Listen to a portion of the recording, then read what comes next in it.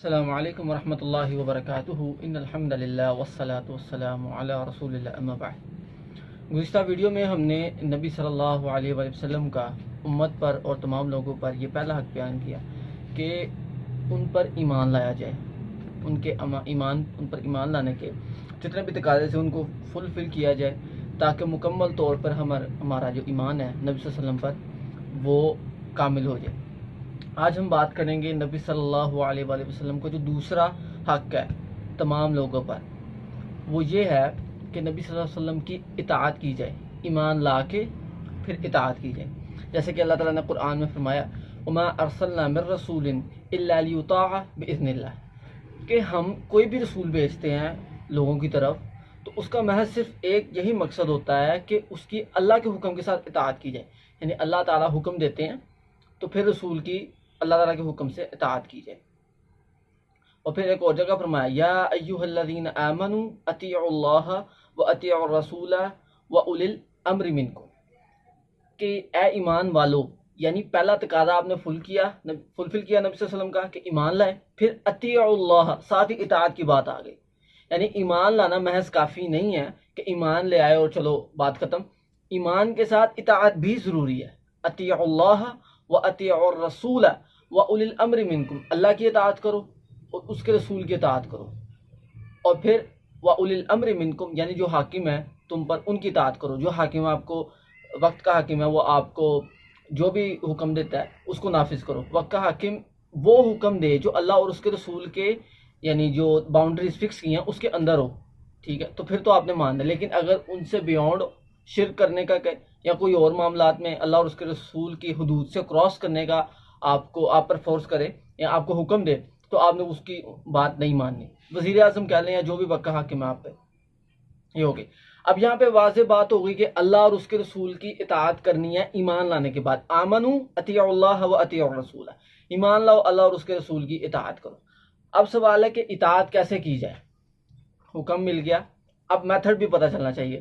وہ ہے سورہ حشر میں اللہ تعالیٰ نے 7ویں آیت میں فرمایا وما اتاکم الرسول فخذوا وما نہاکم عنہ فانتہوا۔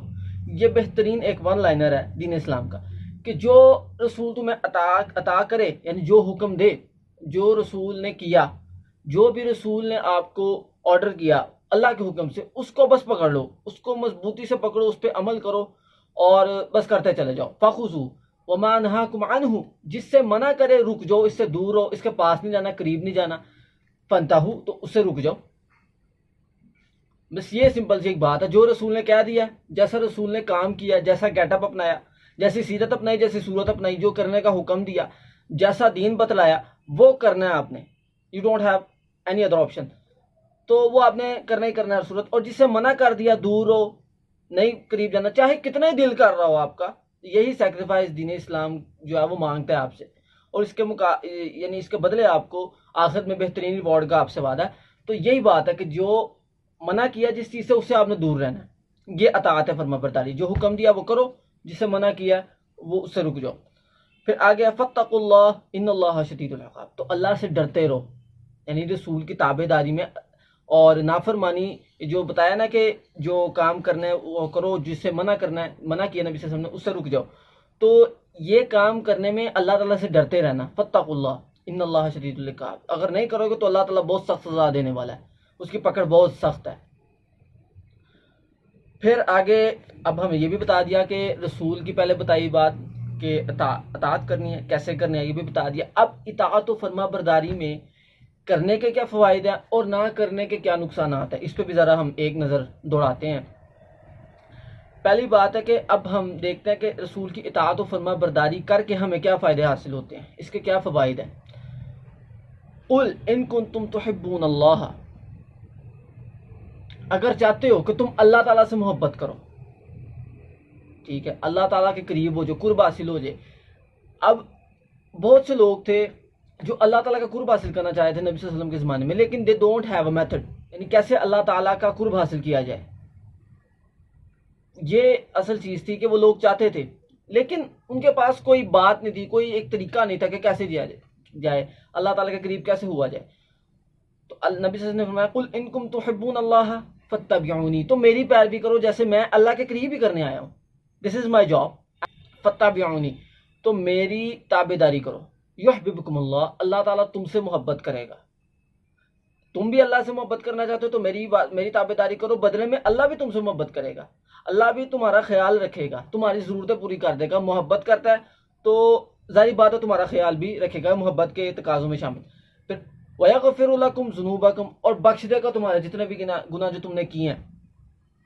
यानी तुमसे अगर कोताहियाँ हो गई, गलतियाँ हो गई हैं पहले जो तुम करते रहे हो, ठीक है, तो अल्लाह ताला तुम्हारे जितने भी गुनाह तुमने किए हैं वो तुम्हें माफ़ कर देगा। वल्लाहु गफूरुर रहीम, अल्लाह ताला बख्शने वाला है, रहम करने वाला है। कुल अतिउल्लाह व रसूला, तो ए नबी इनको कह दें कि अल्लाह की अताअत करो, उसके रसूल की अताअत करो। फ़इन तवल्लो, और अगर यहाँ तक तो बात हो गई कि अताअत करने के क्या फ़वाइद हमने यहाँ पे देखे कि अल्लाह ताला से मोहब्बत, अल्लाह ताला की मोहब्बत भी मिल जाएगी हमें, और अल्लाह ताला जितने भी गुनाह उसने माफ़ कर दिए। ये पहली बात हो गई अताअत करने के फ़ायदे। और अगर ना अताअत की जाए तो फ़इन तवल्लो फ़इन्नल्लाह ला युहिब्बुल काफ़िरीन, तो अगर इनकार करते हैं तो अल्लाह ताला पसंद नहीं करता ऐसे लोगों को, अल्लाह ताला इन लोगों की परवाह नहीं करता। ला युहिब्बुल काफ़िरीन, जो इनकार करते हैं। अब इनकार बज़ाहिर तो हमने कलमा पढ़ लिया, मुसलमान हो गए, चलो, लेकिन हम अमल से अगर इनकार करते हैं तो फिर हमें सोचना चाहिए कहीं हम इस आयत की गिरफ्त में तो नहीं आते, क्योंकि इनकार भी कर रहे हैं, अमल से तो हमारा इनकार जाहिर हो रहा है ना कि ईमान पढ़ लिया, नबी सल्लल्लाहु अलैहि वसल्लम से मोहब्बत के भी बड़े दावे हैं, यानी जितने भी नबी सल्लल्लाहु अलैहि वसल्लम ने हमें तरीके बतलाए तो उन पे अमल अगर हम नहीं करते तो हमें सोचना चाहिए इस कि कहीं हम इस आयत के अंदर तो नहीं अपने आप को पाते।